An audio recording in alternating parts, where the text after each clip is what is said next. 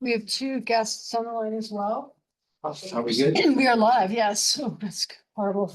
Oh my God. Sorry. So there are two guests though. And I can't take this with me. I'm just gonna sit here for a moment while we get started until you go, in case anybody wants to speak during the Okay, open moments. but I can call the meeting to order, can I? Yes, yes, you can, Mr. Chairman. All right, let me call the Gloucester Board of Health meeting to order. It is December 19th, 2024, roughly 5:35 p.m. We are in the Harbor Master Conference Room. This is a hybrid meeting and the public is welcome to attend the meeting in person as well as join the meeting remotely. But please be advised that the in-person meeting will not be suspended or terminated if the technological problems interrupt the remote connection. First order, I'd like to just go around the table and have everyone introduce themselves. I am Joe Rosa, the chair of the board. Erin George, board member. Marco Palazzolo, board member. Lori Eagerly, board member. Chelsea Goldson Walsh, Regional Prevention Director. Louis Smith, sanitarian. Gabrielle White, Assistant Director. Brady Curley, Director. Brady Turco, Senior Health Inspector. Connor Williamson, assistant sanitarian. Rob Harris, Wind River Environmental. Armstrong, on Long Street. Very good.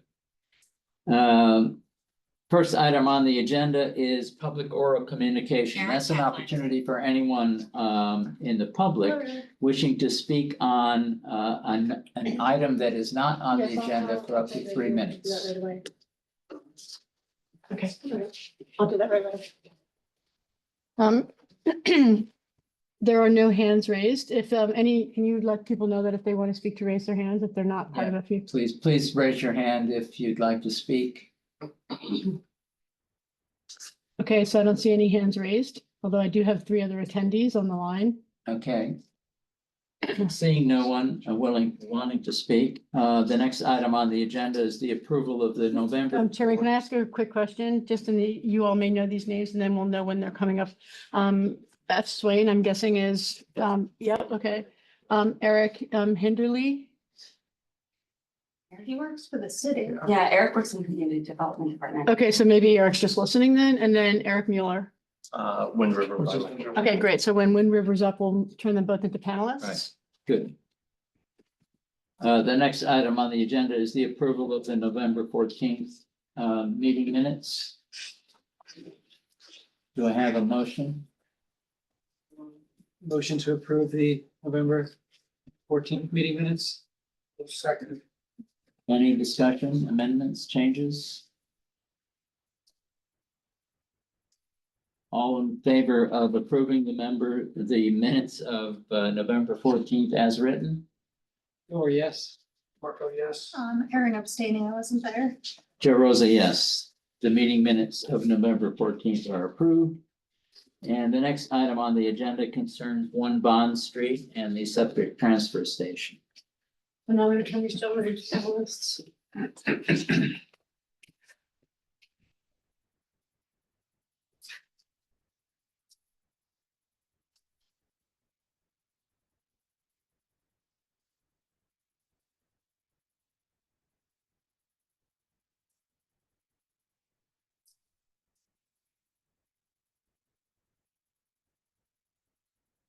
Mr. Swain, can you hear us? Yes, I can. Okay, great. Can you see him? See? I'm sorry, am I blocking the thing there? Okay, and then Mr. Mueller.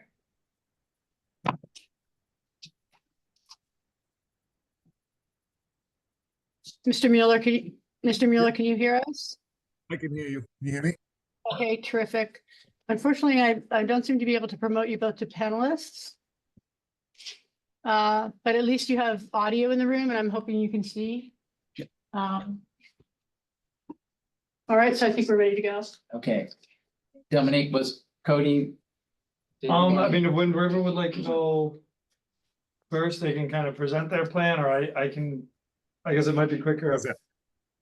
I guess I can go first and Wind River, you guys can fill in where you feel like there's gaps. We'll certainly get whatever opportunity. Okay, yes. And so Wind River presented an SOP, they got it into us, on time, after 2 weeks. Which was good, we had a chance to review it internally and sent back notes, a couple days after. We had it, and then was unable to really get a copy back from them until, yesterday after, or late, Tuesday afternoon. And so we haven't had a great chance to review it. They've addressed some of the comments that we had. But they feel like there's still some outlying issues, that need to be addressed. So some of the issues that haven't been addressed is we still don't have a copy of the liability insurance for the property. To show that they can, clean.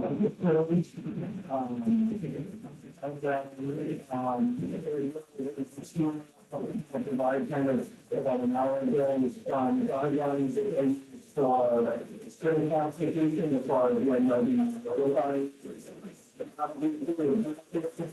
fine. And so we found first guidelines there, everything we got, again, health and, getting through the report. Like, it sounds like it's been mentioned for our. I'm sorry, something happened to the microphone. You're all mumbled. I can't hear exactly what you're saying.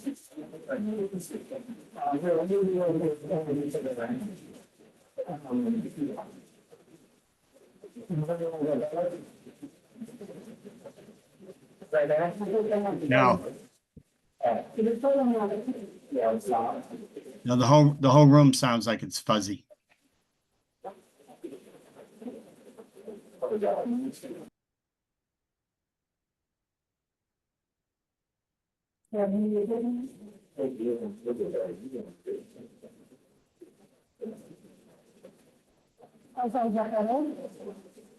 A little bit.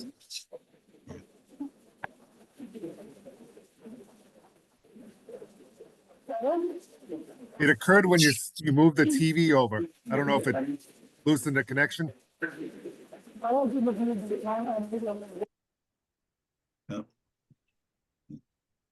When you moved it again, it got worse.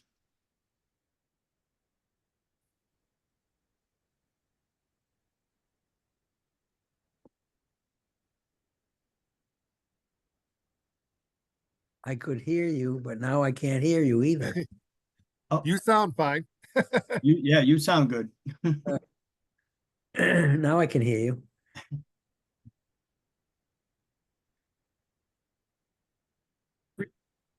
Yeah, we can hear you, but we can't hear anybody in the room. Oh, that's lovely. Can you hear the room or no? Yeah, I can hear you talking. Oh, yeah, me, but no, I'm not in the room. I'm remote. Oh. I think it's just us remote that can hear and Oh. see each other now. And the picture is frozen. Yeah. Their conference picture, the conference room picture is frozen. Oh.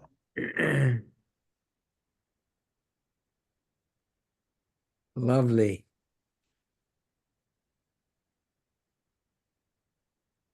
Wonder what happened. Seemed to be when she moved the camera a little bit, seemed to lost connection or something at that point. Yeah. Fred, I'm gonna call in on I'm sure Rob's got his cell phone. Yeah. I'm gonna call him on the cell phone. I'm gonna just mute.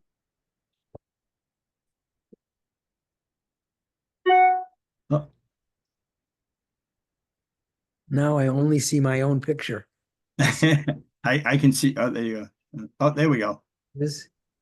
Now let's see if the audio has come back.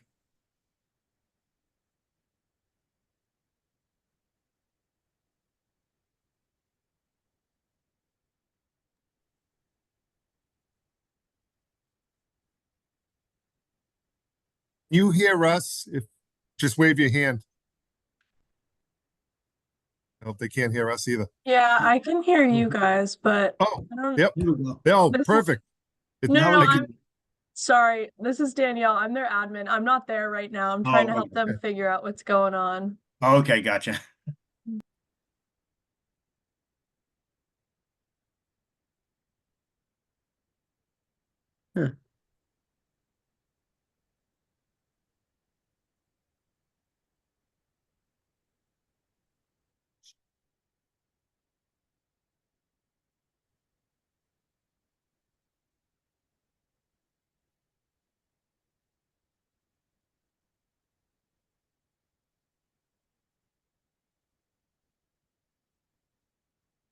Reggie. Reggie, what are you doing?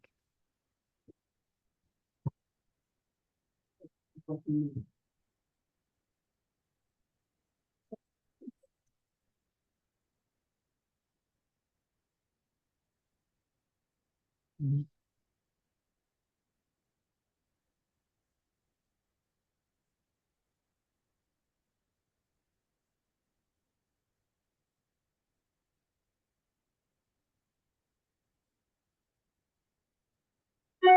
Danielle, are you still there?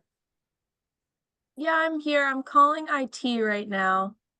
Oh, you're not at the meeting? No, I'm in the office. Oh, okay.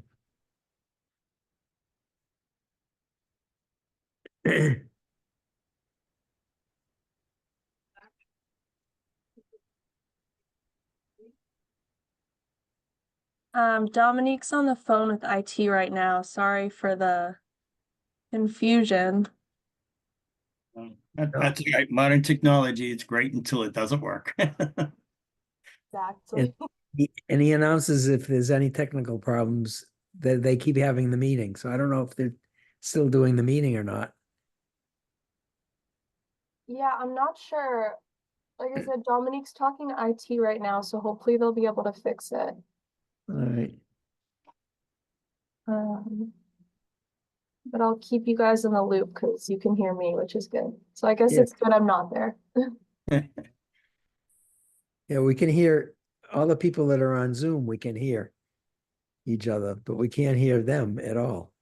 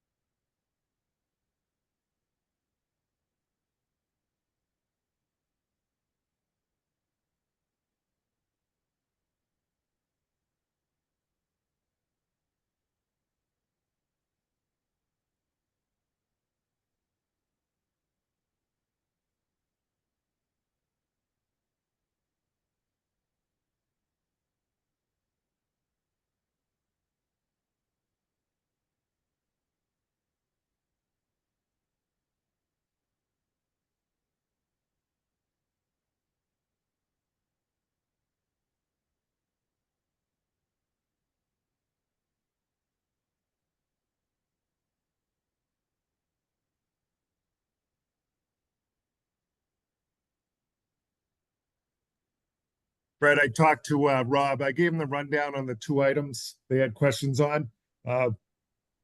He's aware if they're trying to get their IT person involved right now to get the speaker up and running. Gotcha.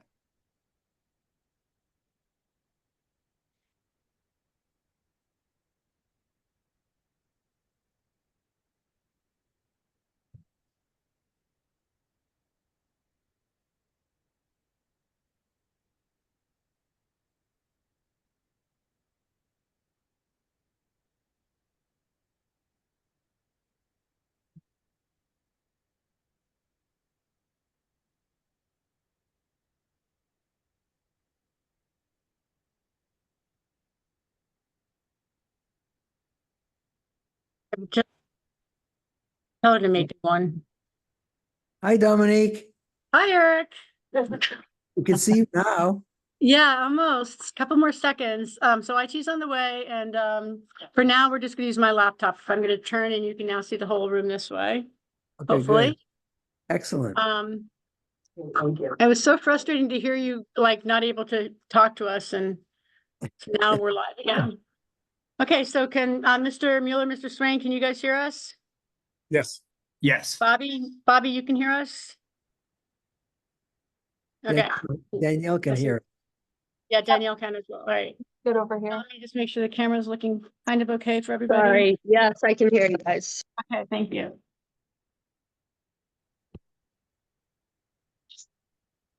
All right, day in the life of the public health director. All right, so I think we got discussion. No, I need a better angle, I think. I don't know what to do here either. That looks Okay. fine. That's good. Okay. Nick. Roll with that. Yeah. Okay, so there were. So we'll just, yeah, so Fred, so everyone can hear me online, we'll just pick up from the beginning, real quick.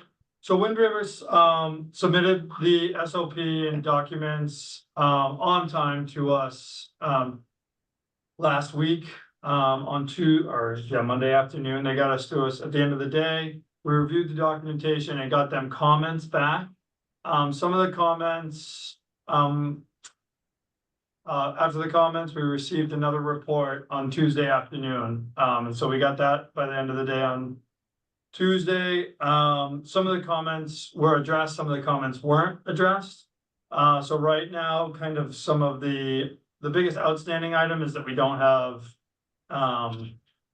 any liability insurance currently in place. And I know that they emailed me back saying that they're working with their team to get a site-specific one. And they just haven't done it yet.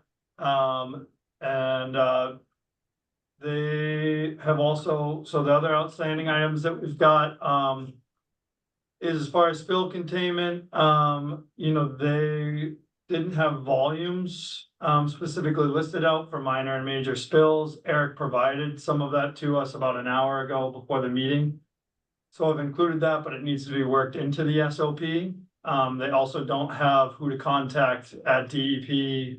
And so that's just kind of a minor thing to add in, I feel like, to the document. And then, basically I can go over, but there are just a bunch of housekeeping errors that they still have to take place. And so those are some of the major things that are in place, but, they've presented, for example, 3 different types of log sheets, that are all basically accomplishing the same thing, but they're all different. And they're all provided in the form.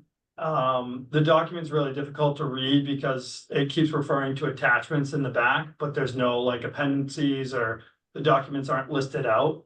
And things like installation or checklists that are supposed to be there are not in play, or they're splitting pages and things like that. So from a practicality standpoint of Rob going in, or any site super going in to print out sheets or have those log sheets, it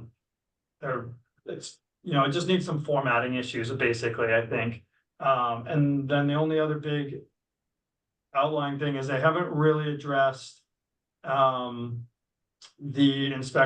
annual inspection and cleaning of the tanks. So it is they added it in their daily checklist form, kind of a step, but I really feel that if it's an annual inspection, it shouldn't be in the daily checklist form, and it also should probably be broken out as a basically the procedure and have a standing alone form, if you will. And so I can provide these documents or kind of comments back to Wind River to this effect, and hopefully they can get themselves into compliance. Moving forward, what the department is thinking is that we're going to issue a temporary 30-day permit. And so they can basically operate for the next 30 days, in which if they cannot get this SOP, which I think you guys could, if I'm being quite honest, put a little bit better effort into just the organization of it. And addressing some of the comments, because there's certain things that I've sent that we just keep getting back the same comments that haven't been addressed. And so, so maybe we give you guys basically one last shot, 30 days. If we don't have a working document at the end of that 30-day window, then we're just gonna pull the permit, and not issue it. So, and I think we can look to the board too. I don't want a submission on day 29, and I don't want to be making comments on day 29 on things that need to be done. I think that, we were in a big scramble today, and a little bit yesterday, because we're trying to get, relook at stuff that should have really been addressed earlier. I sent comments out, I think on Thursday or Friday, and we didn't get anything back until, I think I sent them out Thursday, didn't get anything back till Tuesday night. So really we only had one and a half business days to try to put a package together for the board that was clear. And so even though we're issuing a 30-day like extension for a temporary permit, which means you guys will have to apply for basically a temporary permit. I think that, you know, the board should maybe think about like the application. Yeah, coming in sooner, like maybe only another 2 weeks so that we have a week to work on comments after that, or maybe some more direct communication. With the person who's formatting it, but I feel like, yeah, you guys could have a little bit better attention to detail for it. Do we, Can I say one do more we, thing? do I we- don't know if there's like an individual in your organization that is, working on this specifically. Yes. But maybe putting us directly in contact with that person so that we can go back and forth and, you know, help the quality, because if it's getting sort of, done and then pushed up the rank and shipped over, you know, that can just create a lot of swirl, and we could be probably much more effective if we could just speak directly with, whoever's in charge of compliance. That would be a really, you know, good recommendation as well. No, Yeah, I I'm sorry. agree. I want to say something. Yeah, no, I agree. We are going through multiple people. We're sending out the documents to her and she's drafting everything. This is the first go around for her drafting an SOP. We typically receive them from the town. Here's the SOP. Please give us the details to fill in on what, you know, what you require. So we're almost there. I apologize for the insurance. Langton, our insurance broker, got the request earlier in the, actually it was last Thursday. And then we're still waiting on it. I wanted to be specific to that site. So it's in there, that address. We have the liability insurance. It's there. I just needed clarification on the volumes. You guys had requested in case there is a spill. Wastewater is not considered hazardous. So DEP typically wants a call like after a large amount of gallons, 50 or 100 gallons, if it goes into a wetland. But anything under that, we typically contain ourselves. So I just wanted to get clarification and have that added properly, how it's escalated. And I'll work with you guys. Our standard is, you know, up to 10 gallons, we notify the supervisor, we clean up, we take photos of the site. Up to 25, it's the supervisor himself, the area manager, and then up to 50 gallons would include the VP of New England would be involved as well. And then if we have to bring in our other assets, a Vactor for cleanup, if there's contamination in a catch basin, we've done that. We've had one site where we had a spill of up to, I think it was 150 gallons of grease. We had DEP involved. We came in and we cleaned it up. But that was the end of the spill. And that was because something let go on a truck. We're 25,000 gallon tank, right? That's 21. 21. I mean, I think that you know, I think that, you know, what we're looking for is basically like for you guys to reach out to DEP and really understand the regulations, you know, that are in place that you're working underneath. And so I appreciate you reaching out and coming up with real numbers. We're not trying to, you know, make up numbers in the city to work with. We want to work with kind of state guidelines. And so I think that the proposed state guidelines that, you know, you've gotten from DEP are appropriate, and so we can work those into the document. So they can work. Or yeah, you guys can work it into the document. Yes. You know, and I think that's fine, and then, you know, talking with DEP today, you know, the advice they gave me is to use their regular spill prevent, or like emergency response spill line to call, but I think you guys should just make sure that, you know, that table's up to date so that no one has to scramble to find a phone number, if there is a spill. Understood. And then there's also the table. There's a little conflict between your spill containment SOP that you guys have in the appendix. It has a table that follows kind of who gets notified, and then you should just make sure that table that's in the appendix agrees with the table in the text document. Okay. But like I said, I don't know if we need to go over these specifics in this, but we could. I mean, I can send you guys a document back, or we could go through each line item tonight, because, but I don't know if that's the best use of the board's time. No, I don't think that's the best. If you guys give us the edits and what you're looking for and send it back, we'll try to get this wrapped up to you for early next week. And formatted correctly. I guess your recommendation was to issue a 30, the board has to go. So my recommendation, yeah, is a 30, but like that 30-day window is not to get a plan together. That's just to operate. Do we need to make a motion? Or do you guys want any discussions, questions? Should there be like a deadline included of when they should get it? He said early next week, but it seems like having something concrete for them to provide it to you guys to be able to have time within that 30 days. You mentioned 2 weeks last, a while ago. Is that reasonable? That was not Within bad, the- yeah. Within the 30-day, Within the 30 days, I mean, I think that like. Probably a week, you know, if you guys can pull that together in a week, I think that that would be great, so that, you know, then.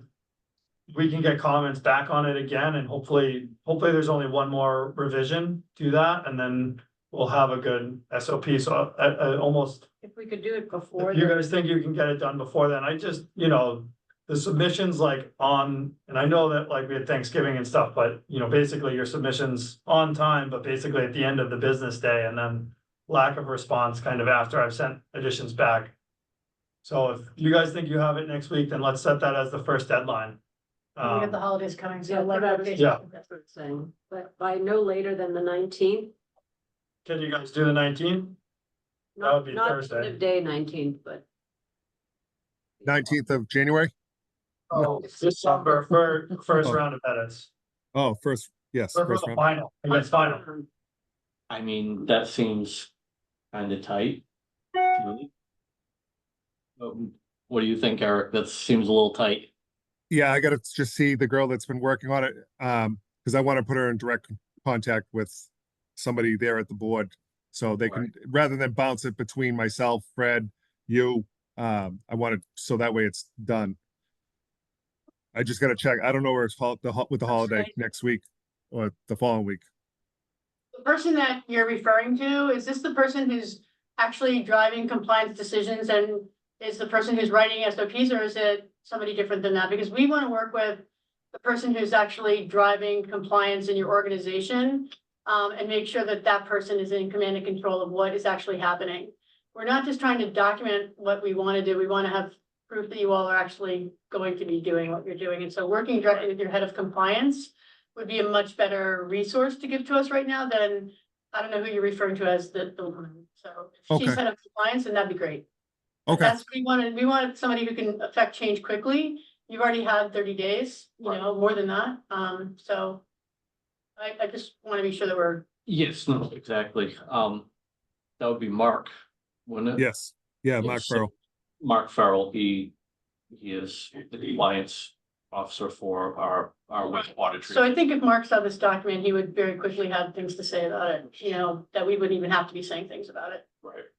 That's what we need. We need Mark looking at it. He was a part of, Okay. of this. Okay. All right.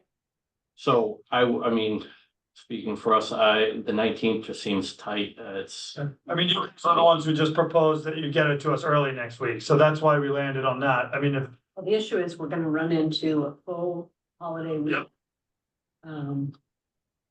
So we wanna make sure that we actually have time before the new year to digest. I mean, what, we have a 30-day temporary permit to operate, which obviously we have to get in before the 30 days.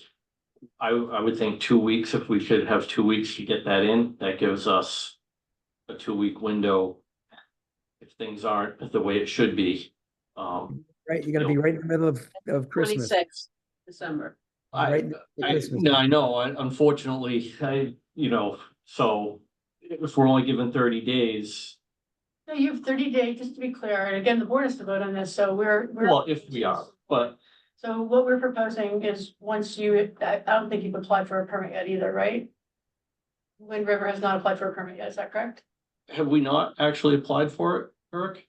I don't believe so. I thought it was sent in and then that's what started everything here for No, that's- containment. Set by different parties, so Wind River needs to go online and request a permit. Okay, Load these documents, when you do so. I don't know if you can go online and request a permit, you have to fill out the form to do it, but in any event, what we're proposing is, you know, already an extension of what the time you've already had, right? So the time you've already had is the time frame to get this document, and now here we are at this, meeting, and you're still not ready. And so we're willing to give you a a right to operate for 30 days, but we would like to see you, we'd recommend to the board that they put some pressure on you to give attention to this, right? Because, it's, I think what you're hearing from our sanitarian is that there hasn't been proper attention put to it. And so we'd like proper attention put to it, and therefore the window's a little tighter to demonstrate that attention. Yes. And that's really to the board to decide, but that's what I think our recommendation would be. So that's why we're looking for you to respond more quickly than say another 30 days or Oh, no, I'm not into the looking, holidays. because right. Also, our team leaves for a few days during the holidays. right. I think the 24th and the 25th were out, is that correct? So, So Can I 2 weeks just from now. add- Can I add for the permit, Ron Strong had applied for, but that's the only application that we have for. right, and that permit's now not valid, because Mr. Strong is not gonna be permit holder. So, Okay. Oh, it's just when there's a good spot to break for like 10 seconds, I just want to switch back to the TV. Okay. Is that okay? Let's maybe finish this. Yeah, I can wait. So we have, I mean, so we haven't been granted the 30-day permit yet, but I'm just going, hopefully that happens.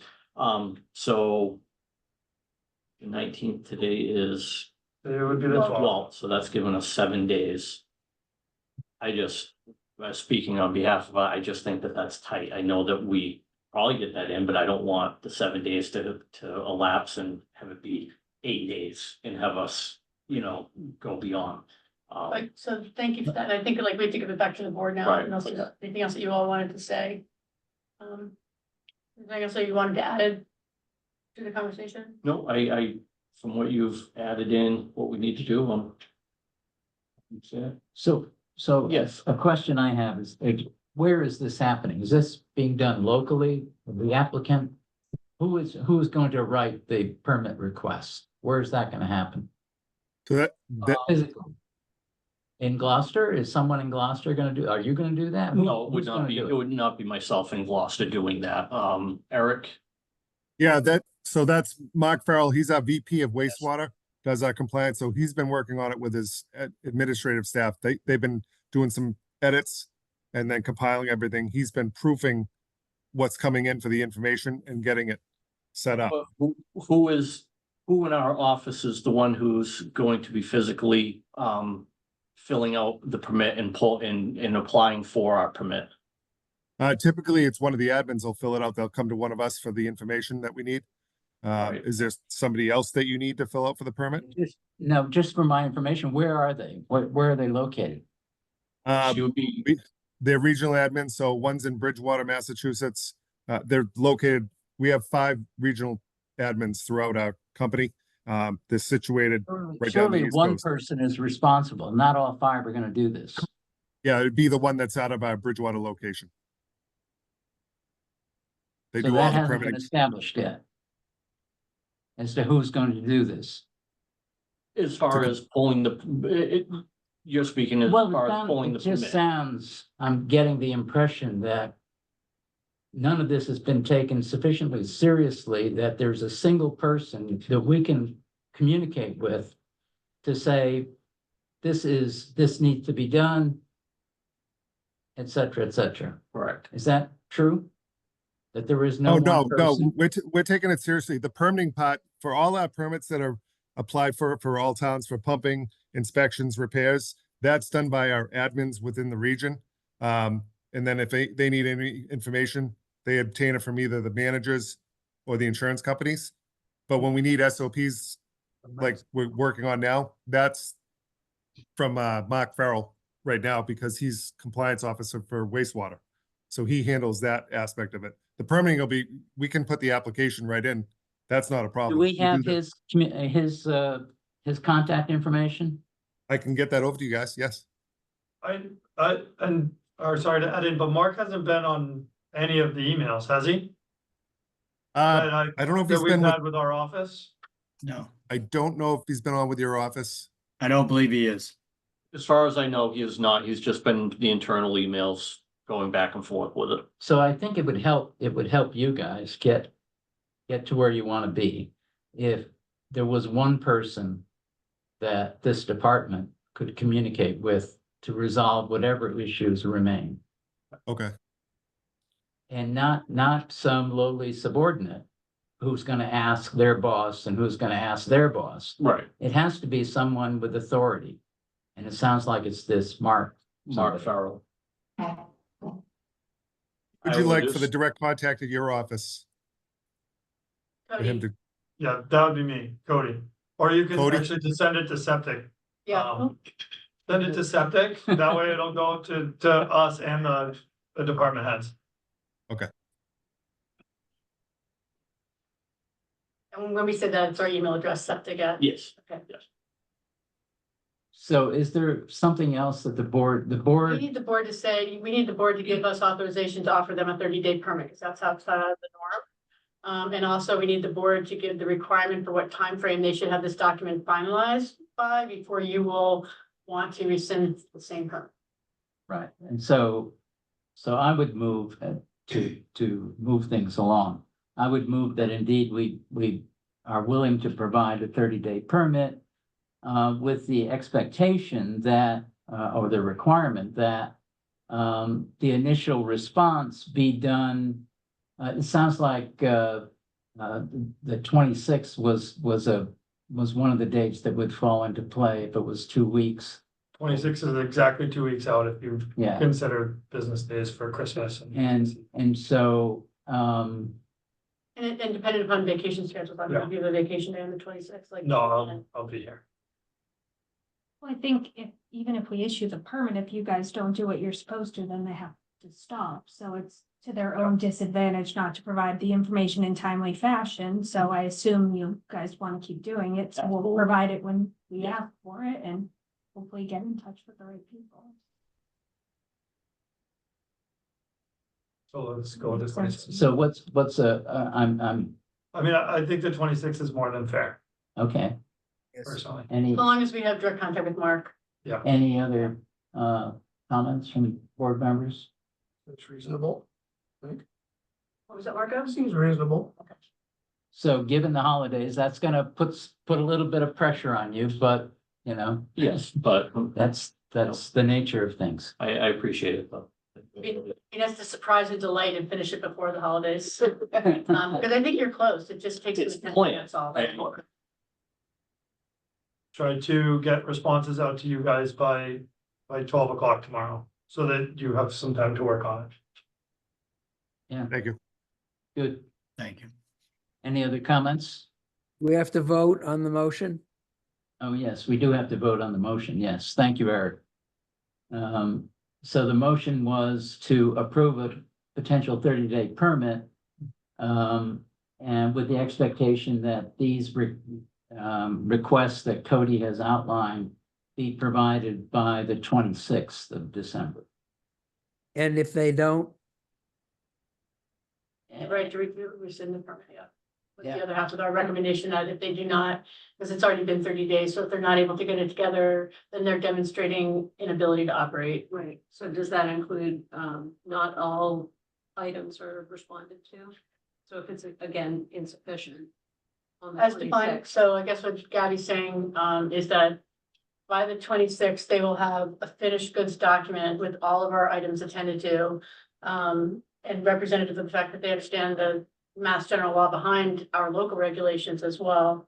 And have that delivered and accepted, by the 26th, right? So I don't know if you all want to look at that, and review it, in which case we have to call. I a meeting don't or find you that give us the necessary. rights to I think- review. You were the guys that usually satisfied, and I haven't heard anything that would make me doubt that, so with that clarification of the motion. Can I ask a question on that? Sure. So, sorry, so we have until the 26th to get all this in order. Right. Are you talking the 26th to get it all in order, approved by you, everything's Yes, done? so that means that we're working together between now and the Yes, 26th. okay, so Yes. that's the final date to have it finally approved, not still working That's on it, right. on anything, okay, all right. So it behooves you to get Mark Yes. Darrell is Yes, involved, because he can say, this is the way it's gonna be, and right, happen. okay. So We have a second? Second, motion is seconded and votes are Or yes, Mark, yes. Erin, yes. Joe Rosa, yes. So Eric, that's the yes. plan. Hopefully we can make it happen. Thank you. Okay, thank you, sir. Brief pause in the meeting for Brian and Marcus Magic.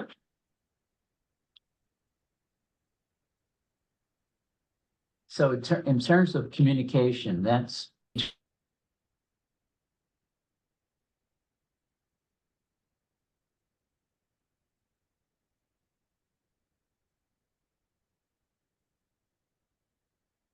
Abracadabra.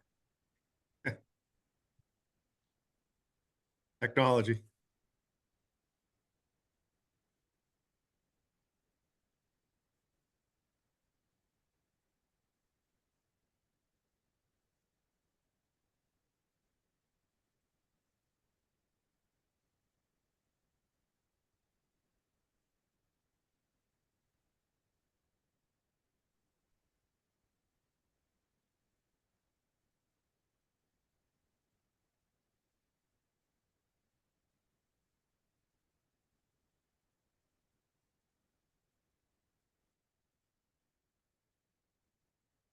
Do they know that there's no audio?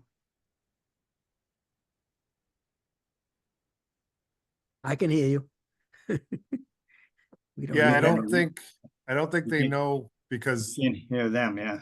we can't if hear- they, their screen would, I'm Oh, gonna there it shoot comes. them a message to let them know. We can't hear them still.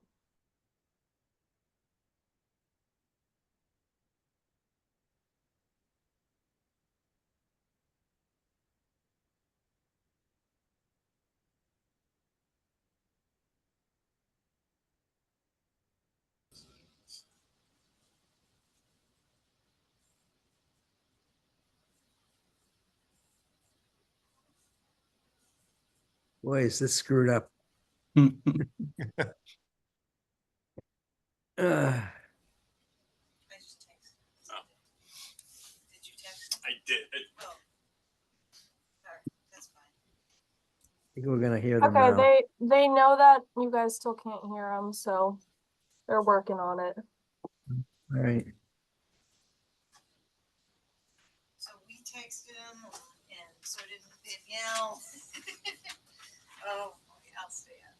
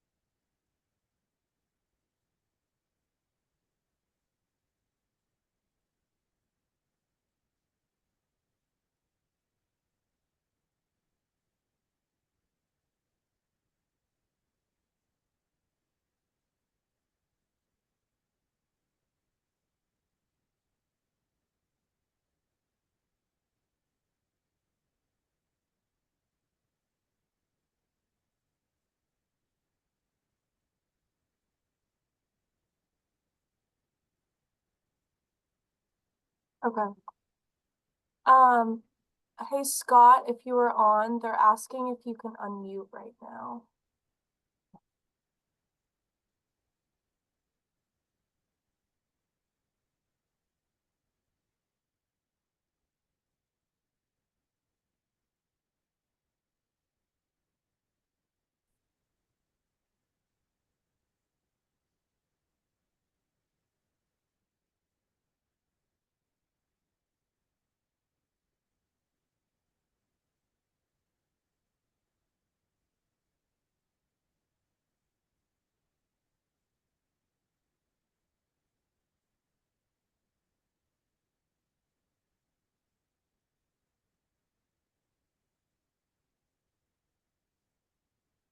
Danielle, can you hear any volume?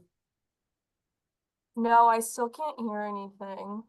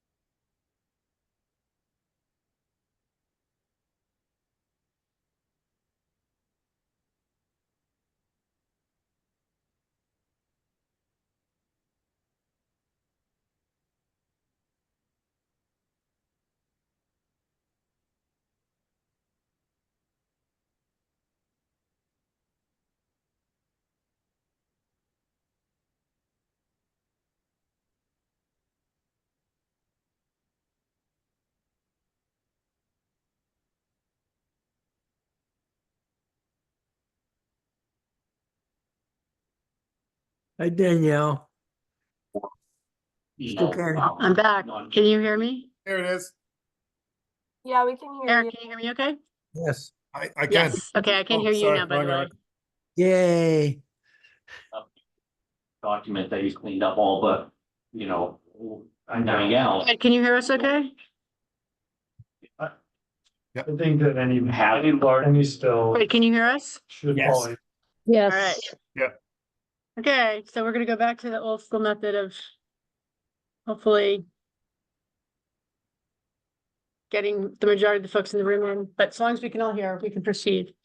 So just to catch the room up again, nothing has changed since the vote of the board. There's just clarification regarding process as part of the management of the operation, not relevant to any decision of the board, and more about how you have to align on what needs to be documented and how you'll operate, correct? Correct. Yeah. Anything you need to add beyond that? Because if not, this isn't the forum to necessarily discuss the process right now. It's more about the board's vote, because we have a lot of other agenda items. Yep. I'm sorry to be the chairman here, but Windberger is clear as to what the expectations are and what the schedule has to be.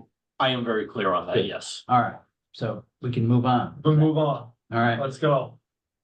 thank you. So we have the 30-day Yes. temporary and With what you 26 apply for it. We have to once apply we for it apply, first. okay, so, Tomorrow, tomorrow, we should get in there and go Yes. through that exercise. okay, all right. that I'll was- take care of that tomorrow morning myself.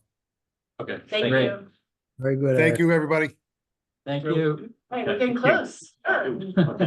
Sir. Thanks, Ronnie. You're going? Thank you both. You're welcome. Thank you. Appreciate it. Oh, I will.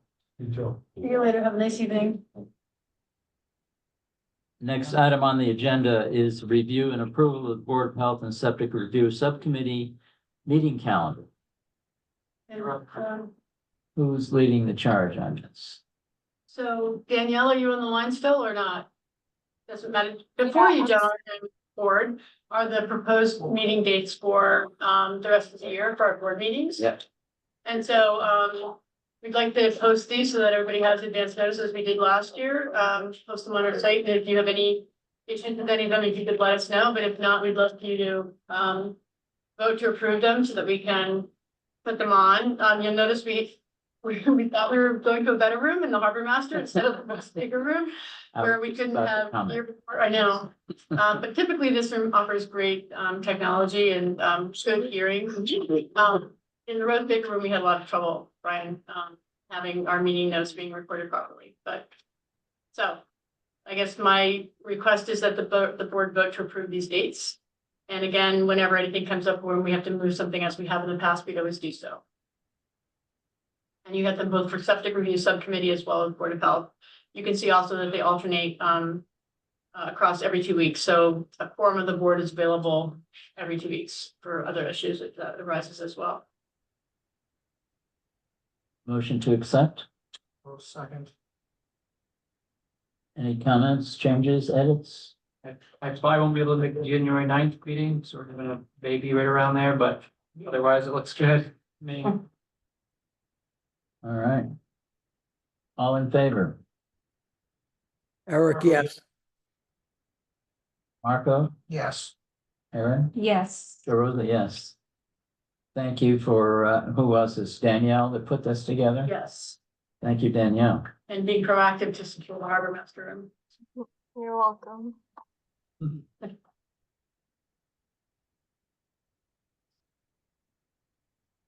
All right, rental dwelling certificate regulation.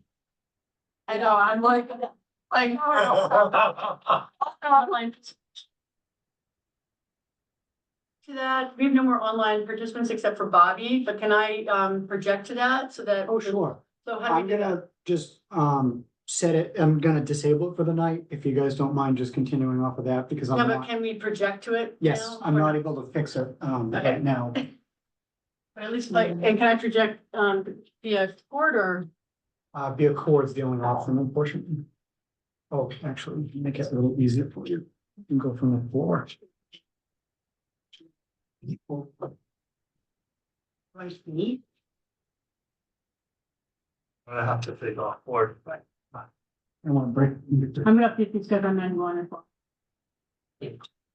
Actions. Oh, for the other some Yeah. cases. There's no more actions. Yeah. You want, I have it up. Yes, No. That way I can, but Bree, will you also be projecting so Eric can see or oh, into the Zoom meeting? you're right. Oh, yeah, you need Never to. mind. yeah. Are you in the Zoom meeting? You can also just No. get in the Zoom meeting. Yeah, I can also do it if you send it to me. What, Danielle? I can do it for Bree if she sends me the presentation. Can you send Danielle the presentation and then I'm plugging into it, not.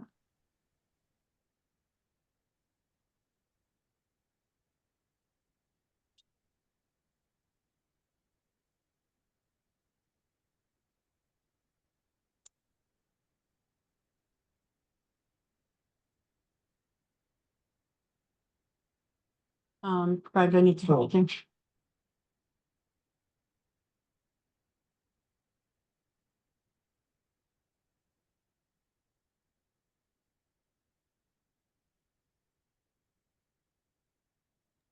I just got it, Bree. Give me a second to pull it up.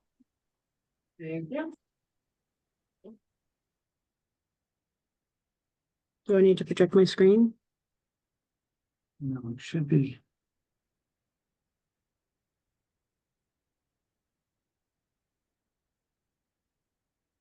I see you, Dominique. Hi, Eric. Up close and personal. I know, and I have a crazy tan in this camera too, I don't know why. So what we're, I'm sorry, you're just gonna need to move over here. I'll plug it into the back of it. alright, we're trying to just be able to, project to the screen so that the rest of the board can see something. Can you see, You what guys, Danielle? Window dwelling certificate regulation, yes. Beautiful. okay, Bree. Not yet, Danielle. We're still waiting for the rest of the room to get caught up here. Oh, never mind. Is there a way I'm not projecting? Like, should I be No, I think it's just one of those days for me. gremlins? Oh, Yay! So excited. Thank you, Ryan. Okay. So now I'm gonna make this so that you guys can be seen as camera members. The board is all day. There's the whole board. So excited. All right. So I'm gonna be talking about the rental dwelling regulation today. Most of you know we had a summer intern, Ryan, this past summer, who did a lot of research for me into our rental dwelling certificate regulation and looking at all of my files and did a deep dive, gathering a lot of data to see if when the regulation was enacted, if it's doing kind of what we want it to do. So he did a ton of research, which led to some great ideas. You can go the Next slide. All right. So the regulation was adopted in 1991. It has not had any updates since then. So our regulation requires that any rental in the city of Gloucester is required to have a rental dwelling certificate. According to Ryan's data that he gathered, we had only 560 that had a current permit. Over 50% had either expired permits or didn't have any at all. And we have a potential of over 5,000 units in the city. So we're kind of lacking there on people, wanting to get a certificate. For us to issue a certificate, I'm required to conduct a comprehensive inspection. So this means looking at around 37 different code sections in the state sanitary code. That is currently not happening. Right now I conduct just a basic safety inspection. I look at about 10 sections of the code. So huge gap there. If the inspection reveals any kind of major or minor violation, technically we're supposed to be writing up a report, following up in 30 days to correct, and we'll issue a temporary permit in the meantime if there's only minor violations. We're also not really doing that. There's no way for that to occur in the permitting system. So right now, if there were major violations, obviously they would not be given a permit. But as far as temporary certificates go, that's really not happening. And minor violations are usually just, I follow up with the landlord.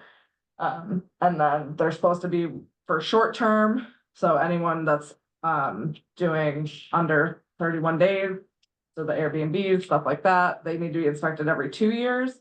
Everyone else that does long-term or monthly, yearly, right now with our regulation, the permit is good for up to 6 years unless they have turnover after the 2-year mark. However, we're not really able to gather anything on that just because it's up to the owner to remember to renew. So we don't have any kind of notification going out to them saying hey, remember you got to renew. So we've been fine. Ryan found a lot of the data that people had a certificate, but it was expired. They probably didn't know that they even needed to renew. Next slide. Can I add one thing on that? Yeah. When it says that we should be doing this, but we're not doing it, and for a few reasons, how was Bree trained when she came in? What's actually feasible from a time standpoint available for an inspector to actually perform? And the reality that she's also often doing these inspections with all the other building department who's doing a comprehensive inspection of the building from a safety standpoint. So I just want to be sure that it's not that we are ignoring, it's just, the dynamics of how we're operating currently that she's letting you know about. Next slide. All right. So what we're looking to do is change the rental certificate regulation into a rental dwelling registry program. So this would remove the, it would provide owners with like, you know, applicable state and local regulations and ordinances that they have to like sign off that they've read them. Hopefully we would get increased participation and kind of get a better way to greater reflect how many rental units we have in Gloucester, again, potentially upwards of over 5,000. And then relying on the building department to conduct those safety inspections of rental units, they already do, so as part of their building code, the new building code change here in January, they are gonna be required to be doing annual inspections of all short-term rentals in the city. They're also already required to do multifamily inspections every 5 years, so they are regularly in rental units anyway. And it tends to be like Dominique said, we were kind of like doubling up on inspections. So again, we would remove that need for me to be conducting those pre-occupancy inspections and allow me to focus more on case management and education, which I'll kind of get into a little bit more. Go to the next slide.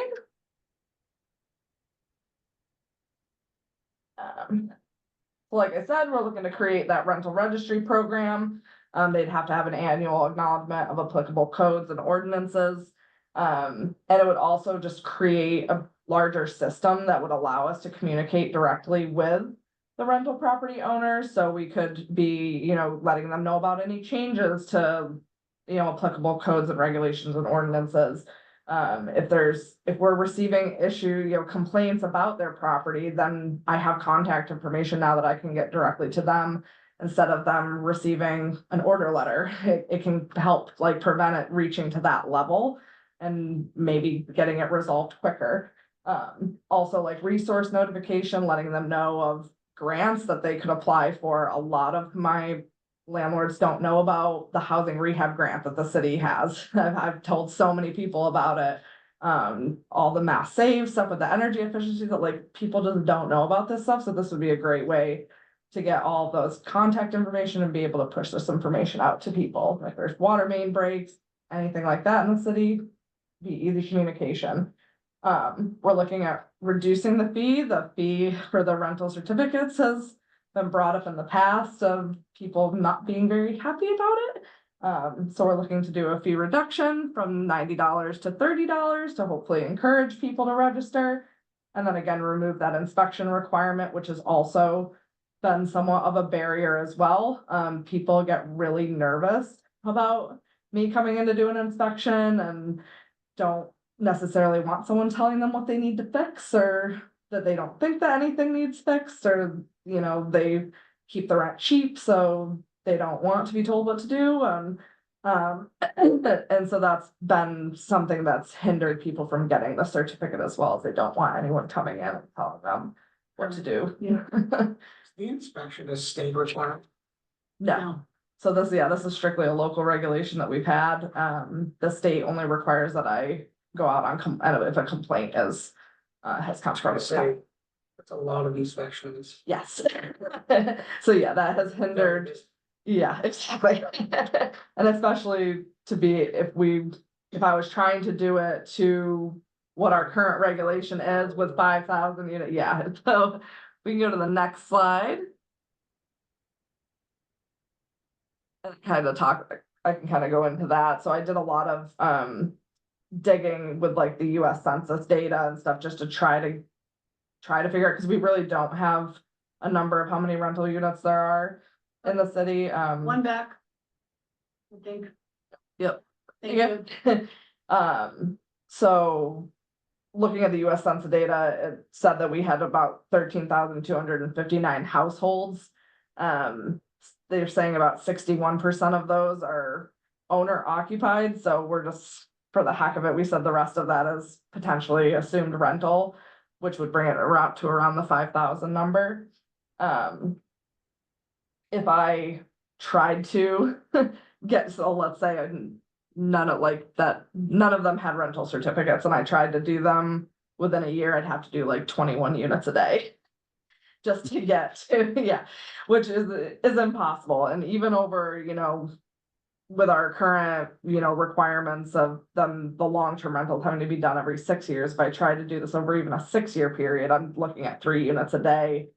An hour to conduct each inspection, travel time, re-inspection time, admin time, it builds up. The time that it would actually take to enforce the regulation to its extent.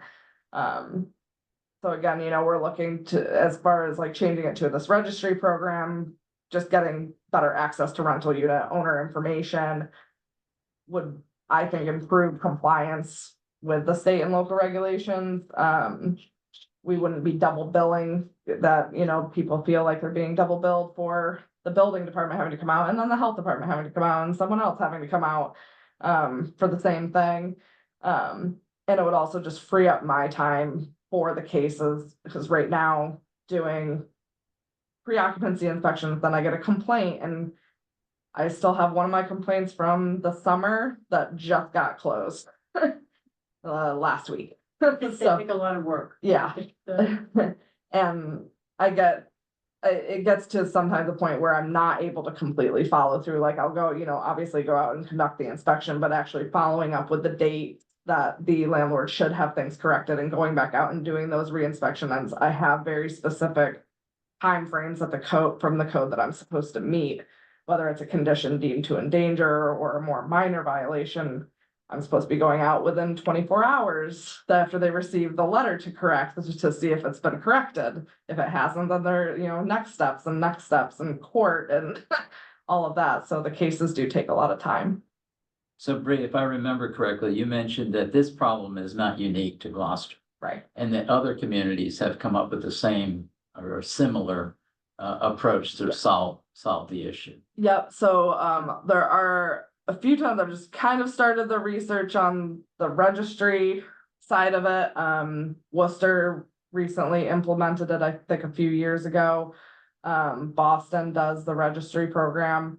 And I found a few other ones that I can't remember off the top of my head that have started doing these types of programs instead. And I know Boston, I think, does the inspections as well, but a lot of people I think are moving towards more just the registry. And again, for the same purposes of being able to communicate information back to landlords. And also just providing information as to where the rental properties are. We don't know. Yeah. Most of them. How do you enforce registration? It's something that you'll see in her timeline, if I don't know if you got to the Yeah. timeline side of it, in your deck, but where if you guys are amenable to this approach, what we're gonna, we have a proposal for how we wanna, think it through and, bring it forward. Yeah. But it's a big one, right? But we think we'll have better compliance, because right now we've heard from several people that they won't sign up because we're gonna tell them they have to spend more. So instead, acknowledging that, let's get them to know at least what the rules are. Let's use that form to educate, and then, it's $30, I think we're proposing instead of $90, and then, you guys could also say, well, if you don't register, then there'll be a fine for not registering. So that's within your remit to think about how you wanna. But I guess my Support. question is, how do you know if someone doesn't register? Well, If they're renting and feel like you may never know, right? right, so part of our plan would be to get a hold of all of, from our, tax assessors offices and, who are the non-owner occupied. Wherever possible, or even a full mailing to the city writ large and say, here's the new regulation, here's what you now have to do. And here are the benefits. We also wanna, I don't know if you get into that in this slide deck, but we've also thought about how can we add benefits, so that, when you have signed up, you have access to other things such as, we can inform you about home improvement loan grants. We can inform you about opportunities as a landlord to better your property because of dollars that have come into the city from this form or that. So you're trying to incentivize registration. Yeah, absolutely. And But I was just gonna mention, I know for a lot of the subsidized housing programs, if the city requires or says you have to have a certificate of rental dwelling, it is required. So my assumption is that a lot of what you guys are seeing are those properties. Yeah. Those properties have to be inspected by multiple other parties. So I think it's a lot of duplication that Lee is probably doing, and others that are disinterested. I've heard directly from landlords that they won't pursue their certificate because they don't want to have to go through that process. So I think it'll open up housing possibilities for people, and the loans that are available to the city specifically around like some of the safety upgrades and communicating that information, I think would be really huge, because there's basically money people can get to do things to their property, which can have a huge impact for them. But my assumption is a lot of the certificates you are getting are specifically for those programs. They are. And they're, yeah, because it's a requirement, and I think it's not an easy one, so my assumption would be opening it up and leveraging other information, like you said, about mass saving programs that exist, depending on who the tenants are and stuff, would actually be a way of drawing people in and like getting names versus the system now where I think it's people, they're only getting it if they have to, and most of them don't feel like they do, so missing out on Yeah. them very large. And they're also afraid of the inspection. They're. Exactly. Right. So it is a requirement, even if it's affordable housing or if it's. No, so, they have a third party inspector that goes out. and No, conducts them. understood. Well, Yeah. I guess what I mean is that if it's affordable housing, it's certainly a requirement, but let's say it's not. And there's just a homeowner that's renting. Yeah. It's required, but it's an honor system. Right now. Right now, yeah. As you see, we have horrible compliance. Right, yeah. Yeah, so if it's 5,000 total as a potential, we only have 500, that's a 10. And we know of 1,400 ever in the history of our city that has registered with us. So even that is a small percentage compared to what the actual count could be. And it's, I mean, the main thing here is like, we're not being effective in our current path. And the I revenue, just wonder Yeah. like how we keep them and get the issue. how do we promote that? Yeah, so that, and like I said, like Dominique was saying, we discussed sending out, getting a mailing out to every single, cause that hasn't happened, and so many times I get people coming in that had no idea that it's even a regulation. They're not doing the due diligence, looking to see what the rules are in the city. So sending out, and a lot of it is to property owners that don't actually live, full-time, they're renting out the entire property, they live out of state, some out of the country, and don't have a clue of what's required. And they're finding out later, so. Monumental task. Yeah. So this way, at least we would, if we're able to get a mailing list of every single property owner in the city and send out a blast mailing, similar to what they just did with the lead service line stuff. And just letting everyone know of the requirement, hopefully then that would. We have communication dollars to support that. Yeah. To support communication outreach, so. But, so because, there's a couple more slides, so just make sure you guys are fully briefed here. You can go to the next one. So again, just kind of summarizing, we have currently don't really have great compliance. Looking at the future, hoping to build that registry that'll allow us to communicate directly with the property owners. And hopefully being able to improve access to them, improve compliance, and just overall value to the property owner themselves. Currently the inspection is requirement. In the future, the owner would just need to like read and acknowledge applicable codes and ordinances in order to register with us. And they'd be provided with increased education, increased knowledge. I would like, I've been saying it probably for a year or so now, that I want, my goal is to do a huge overarching program for landlords and tenants both, and just talk about the code, talk about resources, have, housing attorneys come in, have resources from the city, from other agencies come in and do like a big tabling event, and just have it be something where people are understanding not only landlord, responsibilities, but tenant responsibilities as well. The state sanitary code is so tenant focused that people forget the landlords are trying to do their best sometimes too, and they sometimes, don't know what to do either and need resources as well. So having a broader program has been on my mind for a while, but no time to do it. And again, the time spent on these pre-occupancy inspections is just really taking away from me being able to do these education programs and focus on the complaints that I am getting and follow them through to the very end. And that would hopefully increase after that. And again, just decreasing the cost of the registration would hopefully get people to register with us. Also, though, it actually may be a walk in terms of loss of revenue, not that we are focused in this department on revenue. But if we increase our compliance, we're gonna have the, add up to that and more, so. Main thing is giving people the value for what they're actually paying for. Last slide. And this is my time frame at the moment. I'm planning on getting the new regulation drafted, conduct some more research. On what other communities are doing, and hopefully provide that draft of updated reg to you guys by January for review. And then I hope to have a final copy by February that we would bring for public hearing. And hopefully with the implementation being sometime in March or April. So public hearing, because any regulation change has to go through public hearing. And if we have to go before city council as well for the fee structure change, that would take time as well. So what we'd like from you all is your perspective on this, if you think it's important for us to pursue. If you're in alignment with it, if there's any guidance for or against as we pursue this, because otherwise we'll start to move in this direction, and then in the new year, we'd be bringing regulation changes and proposed communication plan to you for making that happen. Comments? I might make a suggestion. Sure. The city's website, having like a banner that's just like obvious. Like landlords register for rental dwellings. So it's, I mean, the website's not exactly user friendly. Yeah. So Danielle's online like and just making like a.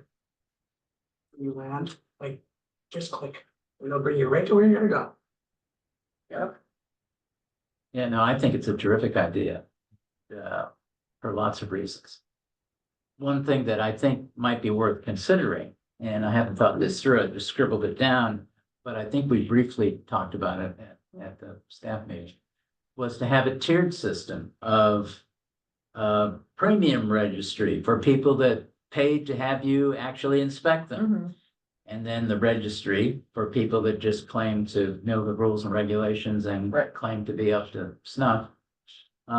And then lastly, people that, renters that complain from a non-registered property get fined. not renters, but the landlords. Landlords get Yeah. fined, yes, not the renters. Yeah.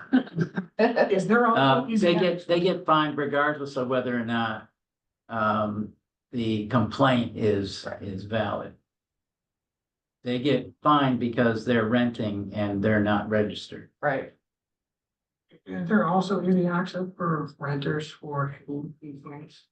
Like, or do you have to like really find it? Yeah, well, today on C-Click Fix, well, first of all, they call us. Okay. Other agencies refer them to us, and anybody in the public can go onto C-Click Fix and instantly put in a request, and we are very responsible, and we take it very seriously. Take all of our inquiries very seriously. I think it makes a lot of sense, and I think it'll be a good resource, because right now I don't think it's there's like no value or impact on what's being done. It's kind of just checking the boxes in a lot of ways, and I think actually doing this will incentivize people to be more involved in it, and I think will be actually beneficially to the value that you're speaking of, and hopefully getting people to actually get information and show the benefit of actually interacting with you guys and what that looks like. And just think makes a lot of sense based on the research that you all did, and it's a huge time suck having had to reach out to Bree to schedule some myself. She's very willing to adjust and make accommodations, but it's clearly not the best use of your time and not making the impacts that you guys would hope. So it seems like crafting a different plan would be wise. Thanks, Aaron. Work. I agree with everything that Aaron said. That's well thought. Thank you. All right. Thanks for that. We appreciate your counsel. Yes, and look forward to hearing on the product.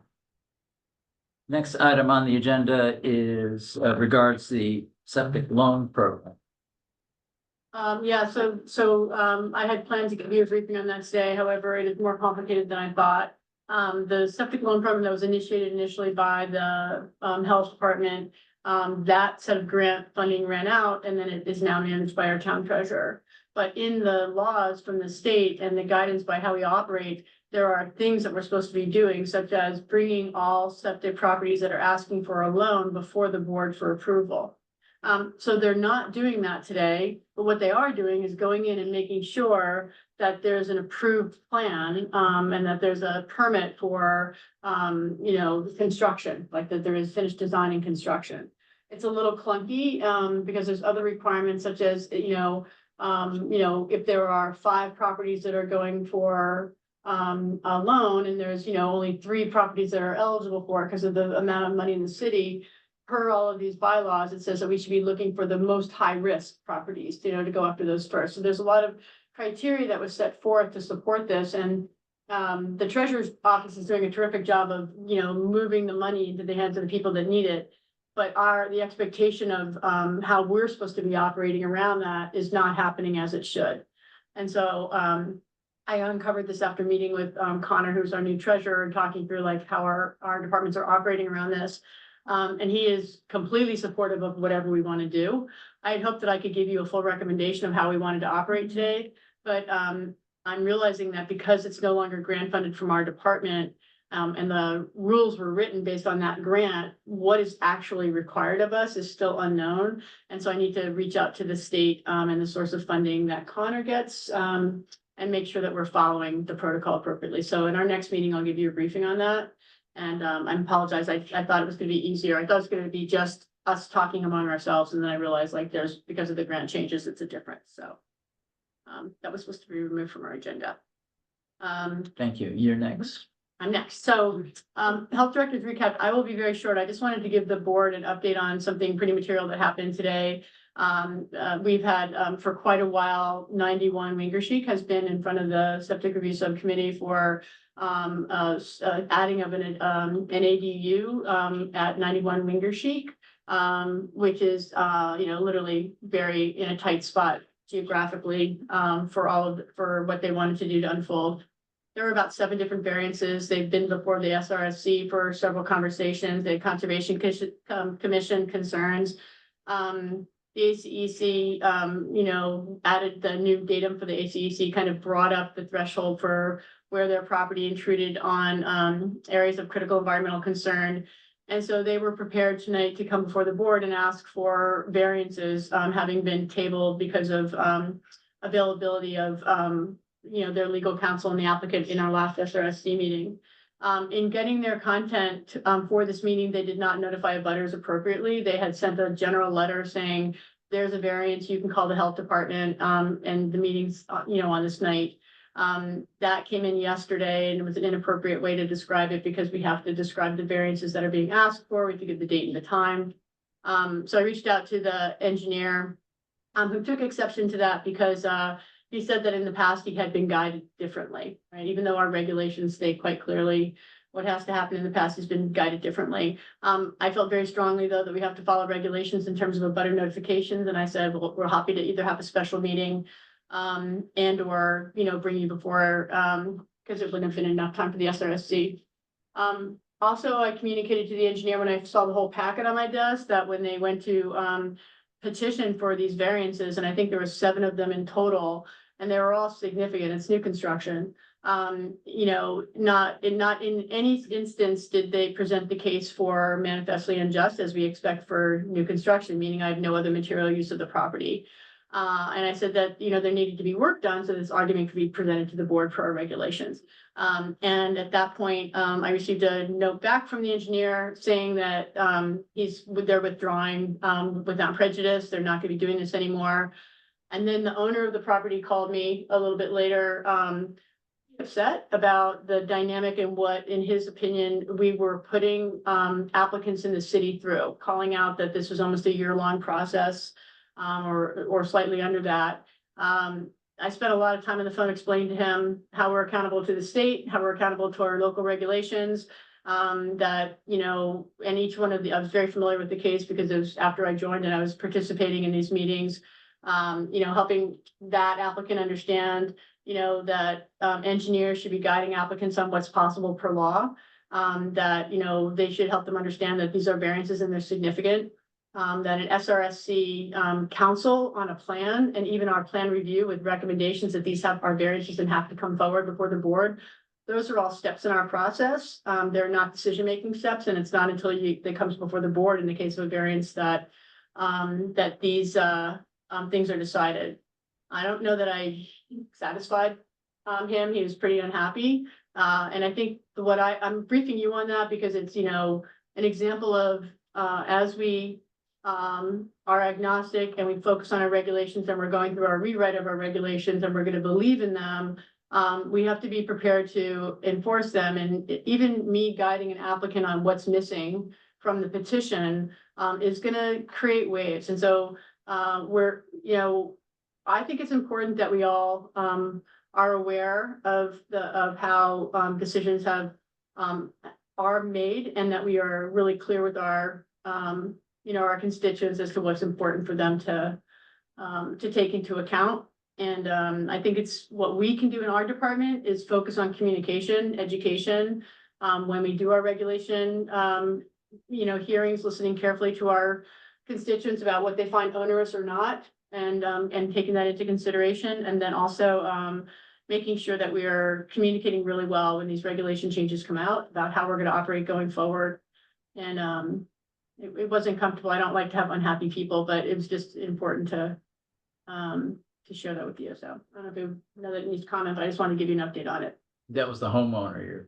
That was the homeowner and the engineer that I spoke with a few times. So. Dominique, I think we need to buy into what we do. We and the board have to buy into it. Rick, can you speak up a little bit, or at least for me? He was saying we need to buy into what we do, and I was gonna ask him to elaborate. Eric, can you elaborate a bit? Well, I think if we're gonna do this and we're changing the regulations, we have to believe in them and do them. I think I think in the past, it seems like we've been pretty loosey-goosey. And it's made it very difficult to actually enforce the regulations. Thank you. And in fact, he brought up the fact that other properties have not been treated in the same way, you know? And I will respond to that comment as I will to, you know, every time I hear it. I can't speak to the past. I can only speak to how we're operating and what the law says. And our job is to uphold the law, you know? And state law is not in our remit. We have to adhere to state law unless they allow us and give us rights to make decisions for them. And local law we control, and that's about to come before us again. So again, I think it's a great opportunity for education once we release them, you know.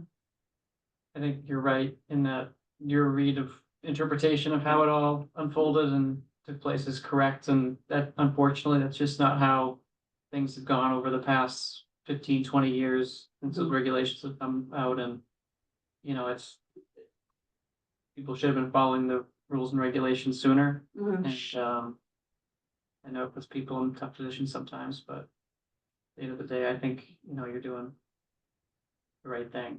Thank you. I think we have to. I agree there, you know, wholeheartedly. Like we have to believe in what we're. The law is the law. Pardon me? The law is the law. Yeah. Exactly. And I explained to this applicant that we are an agent of the state. You know, the state actually tells us what to do. It's, you know, he brought up the fact that we're impacting city revenues and things like that. And I literally said, that's really not part of my decision-making process at all. It can't be, not anywhere in our regulations that we ever take that into account.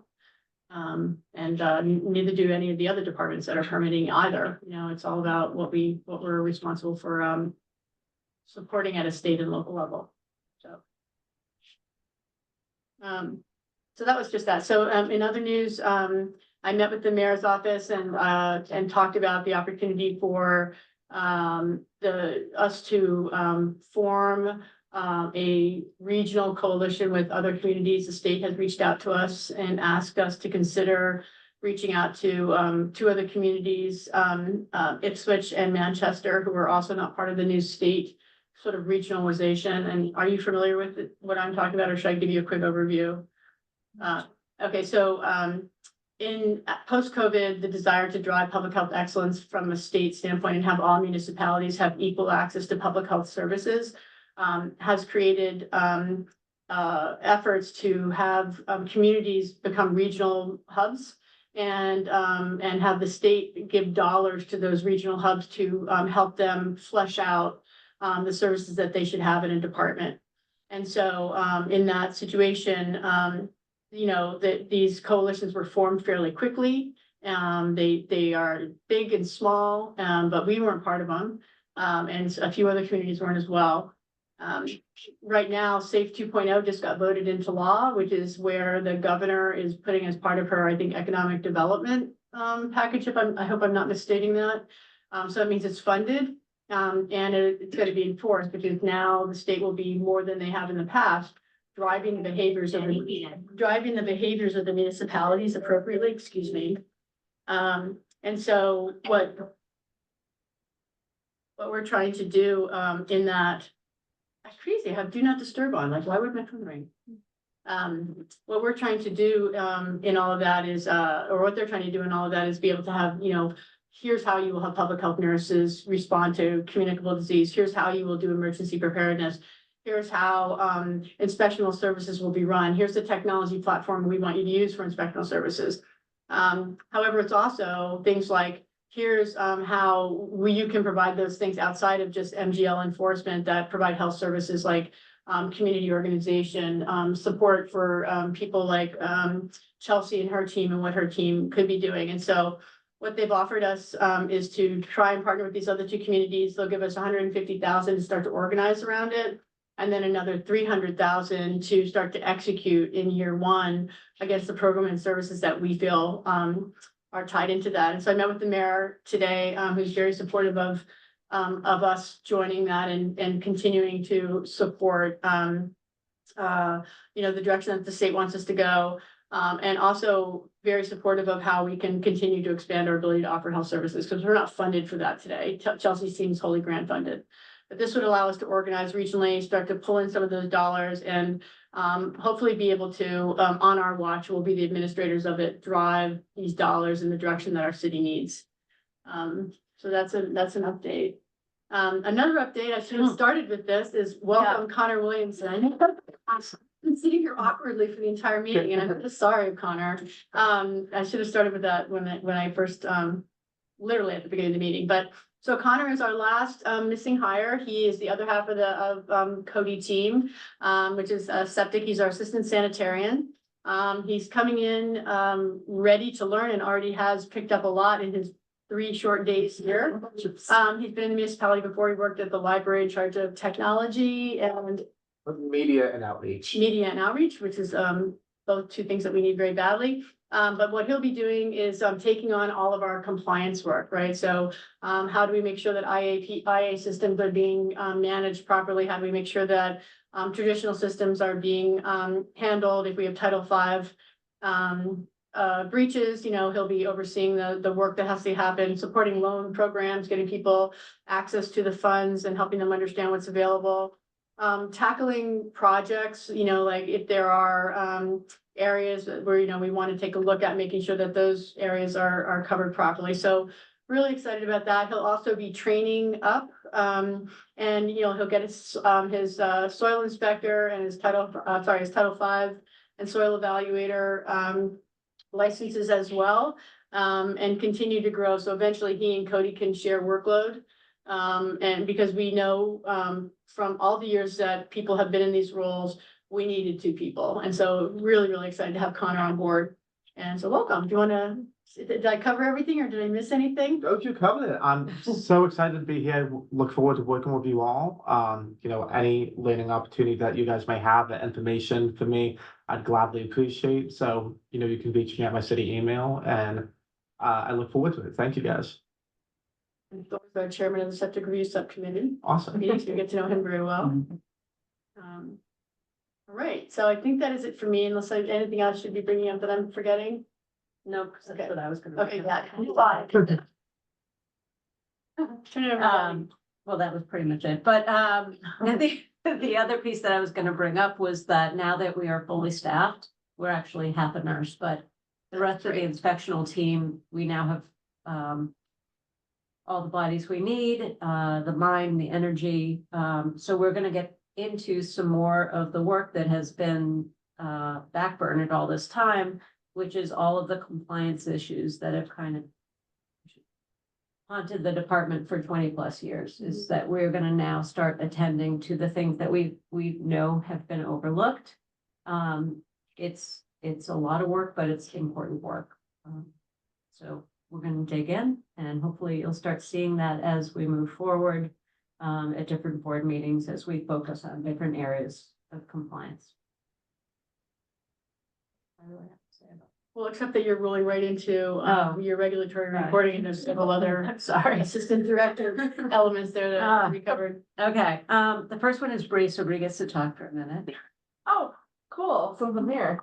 We went to the Massachusetts Health Officers Association, so me, Sophia, and Danielle got to attend this year. It was back in November, and so we had all different, I mean, it's great, it's my favorite conference to go to every year. And a lot of talks on tobacco, we had talks on hoarding, Danielle sat in on a septic session. Sophia was in most of the food one, but it was really fun getting to go with them since they were little newbies going to the conference, so that was my big update for And then for your, I think it's, unless anyone has any questions, steadfast improvement with, well, rental dwelling certificates. One of the things to mention I'm just gonna say going over to Sophia's food reports is that it's permitting time, which basically means pushing forward 300 plus permits. So her time has been split between her regular inspections and looking through, this is the first year, I think that all of us pretty much have gone through all of the permitting. And it's an opportunity to look at whether the permitting people are getting is appropriate. And what we're finding, interestingly, is that many small food vendors are over permitted. In other words, they're paying for permits they don't even need. So it's an opportunity for us to save them money and get them the appropriate permitting. And we're finding lots of other permits that, like somebody getting a food permit for producing dog food, which is inappropriate. So hopefully a lot of. Who's eating. Yeah, I was like, maybe some of you are looking forward to that. I don't know. And then, so hopefully all of these smaller vendors who are overpaying, over permitted will benefit from this review. Is there a reason why all of them come due at the same time, more or less? That's No that's good reason. historically the way it has. everyone is like that. We Yeah, used to pretty be the much same way. every. Yeah. That's not why it should be done, so. No. Historically, it's done, each permit type has a month that they kind of expire in, and, something like food permits where there's so many of them. It's just, I'm not saying it's burdensome, but it's arduous to go through in a short time frame because they all expire in a few weeks, so it's a lot of work. One of the issues that came forward during that period of time, because one of the new things Sophia had implemented was to make sure that everybody updated their most recent menu so that we could actually get a glimpse into what they're actually doing. And that doesn't always come out. It should come out during most inspections, but sometimes there's things that are advertised that we're unaware they're doing. And there were identified 12 facilities that produce sushi. And the risk in sushi is acidification of rice, which is instead of using temperature to control for pathogens, they're acidifying the rice. So it's very important that they do that procedure properly. And so we've identified, I think, 12 facilities that offer sushi, and we'll be reaching out to them with educational material. We'll be doing site inspections just to make sure that they're not posing a risk by what they're currently doing, and then assist them with this process of completing what the state requires, which is a hazard analysis critical control point manual, basically exactly like an SOP. But just is very detailed to the risk for using acidification rather than temperature. Eventually, the state requires all of those to get a variance by the Board of Health, just accepting that this plan is actually mitigating risk. So we're just starting the outreach now, and potentially in a month or so, we're going to obviously give them time You may be seeing those coming before the board. We'll vet them prior to them coming to the board, but it's a procedural piece. Hi, I Eric. have a question. Does that include Stop and Shop? It does. So Stop and Shop and I think it's Shaw's. Both have HACCP plans. I don't think they have variances for their HACCPs, but they do have them. Thank you. You can go get sushi there. I do buy sushi there. Good. Yeah. Okay, Quickly, can I add one more thing? I know that we spoke about it and you can elaborate, Yeah. Gabby. So Sophia's, just like the rest of our inspectors, really taking a close look at law.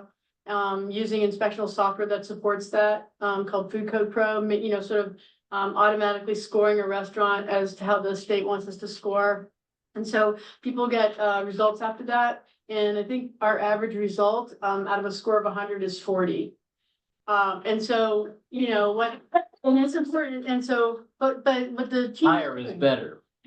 Higher is yes. Yeah. And so what the team is doing is understanding that the majority of these restaurateurs have not been educated, even though it's their obligation.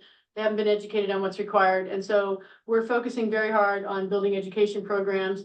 We're not in the business of stopping people from operating unless there's egregious issues. So could you speak just a little bit more about I was that? about to segue Thank into you. that. So, yeah, so when we get a score of 40, the question is, well, what does that entail? And all of our inspections, we're doing risk-based inspections. There are 5 primary risk factors. Adequate employee health, hand washing, time temperature control, proper sanitizing. These are the big 5 that we want to focus on because they could potentially lead to foodborne illness. When we bring these, to your attention, it's because those items are that's what we're identifying. There are a host of other facility issues and things like that, and they are important to attend to, but they are not the 5 risk factors that is causing the red flag. So just so that you're aware, somebody who had a 40 is not still with a 40 right now. We do education, re-inspections, try to correct all those critical violations either at the time of the inspection or within 48 hours. Like if they need to get their dishwasher fixed or buy sanitizer so they can sanitize their work surfaces. We're attending to all of those immediately. So for example, we had a facility the other day that scored a 40 and she went back on her final re-inspection. They're now up to 100. Our hope and goal is that education and that time commitment we're putting into the facilities is going to have a long-standing effect and that they will put standard operating procedures, or the lingo is active managerial control, in place to manage their own risk factors, and they won't be popping up again repeatedly in the future. Just so you know, risk-based inspections. So like a level 1 would be a retail market with, just your average convenience store once a year, very low risk. Twice a year, a facility that's maybe a Dunkin' Donuts. A level 3 inspection is they're doing processes, cooling, reheating, hot holding, where there's a lot more risk. They would maybe get done 3 times a year, or people with very poor compliance. And then somebody with a 4 would be those places that require a HACCP and have.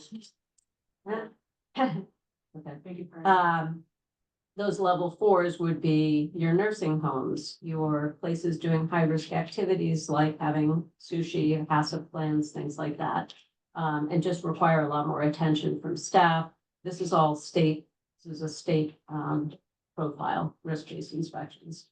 So it's just giving you a little context in terms of how we're approaching the findings and our plan long-term to just really lean into education and doing a lot of work. So some of these inspections are taking 4+ hours because of the lack of knowledge and the attention that is needed to make sure that she doesn't walk out the door when these risk factors are still in play.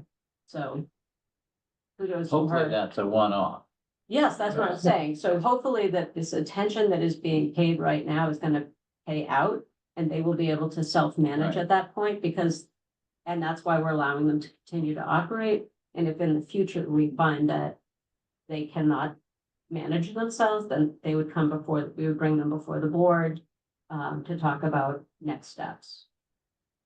That phase, cover that. Very good. Anything else? I don't think so. Any questions on that? Do you want me to move into communicable disease? Cindy, and just so you know, Chelsea is here. Cindy will be here as well going forward and Cody as needed. Just being sure, so Gabby will be here always representing inspectional services unless there's a specific presentation. Chelsea will be here to represent all the work that they're doing, and then Cindy will normally be here as well, but Cindy couldn't join tonight. I'm Cindy. I wanted to just let you know that you probably would love to hear what you're seeing, Marco, but influenza's on the rise. COVID is clearly on the rise right now. 45% of infectious diseases reported were COVID. You know, they also are calling out the fact that H5N1 bird flu is now human, also gone from cows to pigs, which is very troubling because now that's very close to our makeup. So they're expecting it to move a little bit faster than it has been. So our flu season is starting. Cindy continues to do her North Shore, you know, visiting to new mothers. We'd love to find a way to reach mothers more effectively. Erin, if you have any suggestions on that. You know, she has so many resources from diapers, she does first aid training. She has a lot of resources that she can connect new mothers to, from, you know, mental health to food supplies, etc. And it just really would, you know, love to find a way to promote that more actively. So any ideas are welcome, Marco, if you know of any as well. I want to, in your briefing, you'll see a little talk about 2.0, which is what I led with earlier. It'll describe for you what's happening with H5N1 as well as monkeypox. There was a rabies case in Eastham, which is not really near enough to us to note, but Cindy's calling that out from all of the reporting. We have a listeria outbreak still continuing as of Friday, November 22nd. Linked to ready-to-eat meat and poultry. So they are asking folks to be very aware and stay away from recalled. They have organic whole bag carrots and baby carrots sold by Groomway Farms is what to be sure that folks aren't eating these days. There's other information in here surrounding wildfires and other disease outbreak, but nothing really material here. Cindy continues to run her vaccination clinics. There's one coming up at the YMCA, which is taking place. I need my readers, I'm sorry. She should have it here. I think it's this coming week. And that will be her last vaccination clinic, but the health department has vaccinations from shingles, flu, COVID, RSV, and hepatitis as well. So there's we can also do Tdap. There's a few other ones that are offered. So if folks are in need of vaccinations, you know, we're able to support, and we're budgeted to support. The city council gave us money to fund RSV this year as well, which we're excited about. We're not seeing people vaccinate at the clips that they have in the past, dramatically less. And that's troubling for us. So what can we do from an education standpoint is of interest. Any questions on that? Great, I'm gonna hand it over to Chelsea. Okay, good to see you all again. I apologize, my voice is a little scratchy, it's not COVID. You all have in your packet our prevention team updates. I'll call out a couple highlights, but I'm happy to answer any questions you have. I don't want to like go through ad nauseum the entire thing. We are very excited. We continue to promote the Talk They Hear You campaign, which, excuse me, encourages parents and other caregivers to have open conversations with their kids about setting healthy boundaries and making healthy choices around substance use, and trying to make healthy choices to not use substances or to be really safe. So we have that. Actually, Eric, when you go to get sushi at Stop and Shop, you will see them on shopping cart. They were installed today. So 120 shopping carts in English and Spanish at the Stop and Shop in Gloucester to encourage sustained attention. So it's on the inside of the cart. So when you're pushing the cart, you'll see it. Hear you? Yeah, we're really excited. Dan went and took pictures. I haven't even seen them yet. We have 4 CADA buses with bus wraps with the Talk They Hear You messaging. We also are collaborating with the public school systems in 6 school districts on the North Shore to blast those messages out through their communication channels directly to parents, as well as through social media and on the bus shelter by the community rail station downtown in English and in Spanish. So that's kind of part of our overall strategy around creating a network of support and healthy modeling for youth.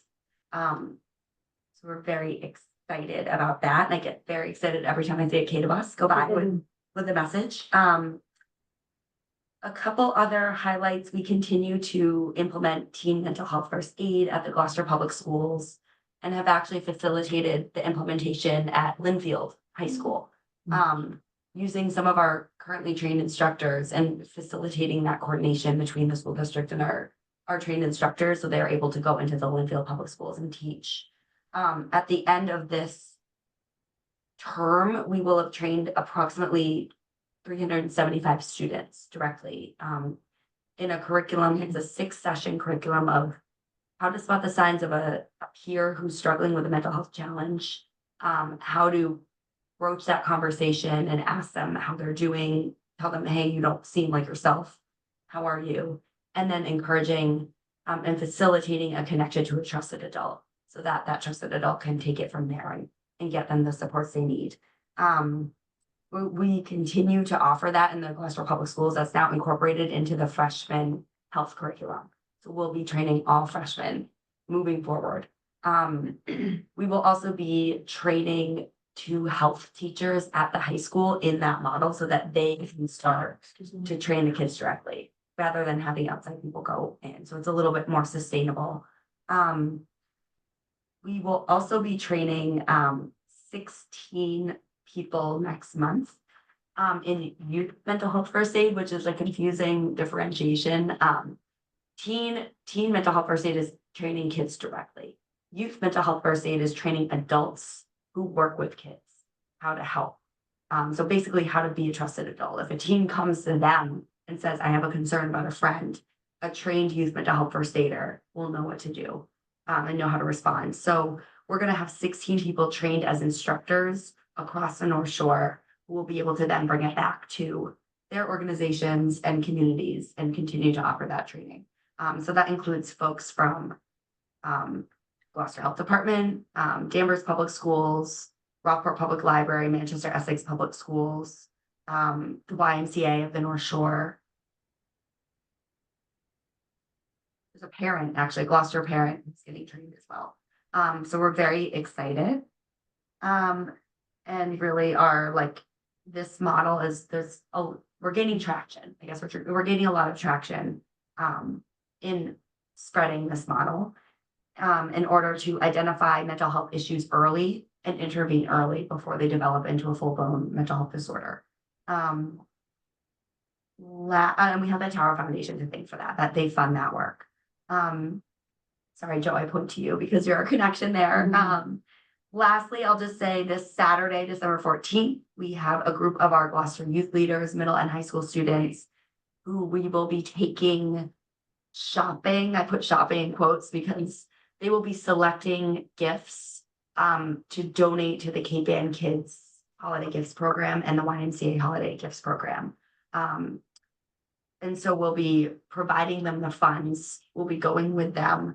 And we're going to have the teens really pick out things that they think people their age would really like. And we're going to, thanks to the generosity of CADA, we will be busing the kids from the store to Pathways to drop the gifts off in person, and then also to the YMCA to drop the gifts off in person. So they'll be able to give back to their community and really be able to have that like personal touch. So we're really excited for that.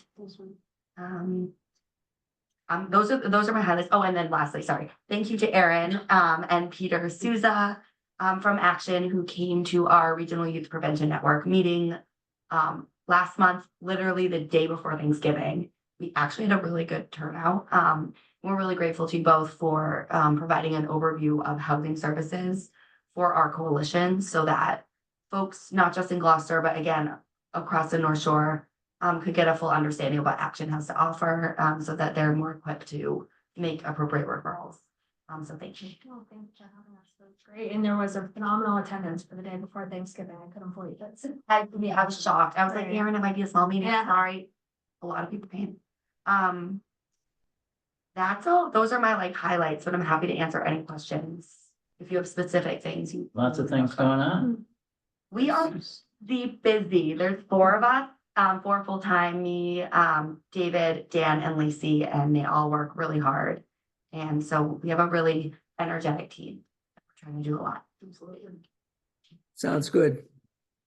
So Eric, keep an eye out for the shopping carts at Stop and Shop. I will. If you see them, take a picture. Okay.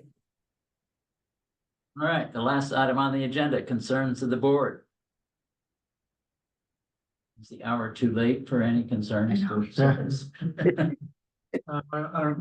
isn't really relevant to us, but I don't know if you saw it, but Rockport hired a new director finally. Yep. I know there's not much synergy between towns these days, but worth noting they Yeah. haven't had a director in a while, so. It's fantastic. And also we are going to be working with them for as part of the opioid dollar Okay. settlement, so. Yeah. Offering some health services. I forget who the gentleman is. I think he's, Ray was- Cahill. Great Cahill. Yeah. Reach out. Great newsletter. That Ray was a veterinarian. It was a Yeah. Yeah, I think he was on the. It was on. Oh, he was on the It was on board the as board, well. yeah. Well, great. Anything else? Anything else? Can I add one other thing? I should have given Sure. you my update.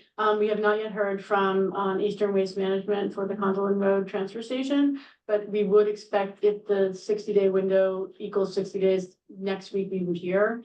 Which means in the new year, we'll be hiring our hearing officer, asking for the Weston and Sampson briefing, and then going forward from there as we talked about in our last meeting. A reminder, if you guys have any notes from that briefing meeting that you want to be sure come out, please send me.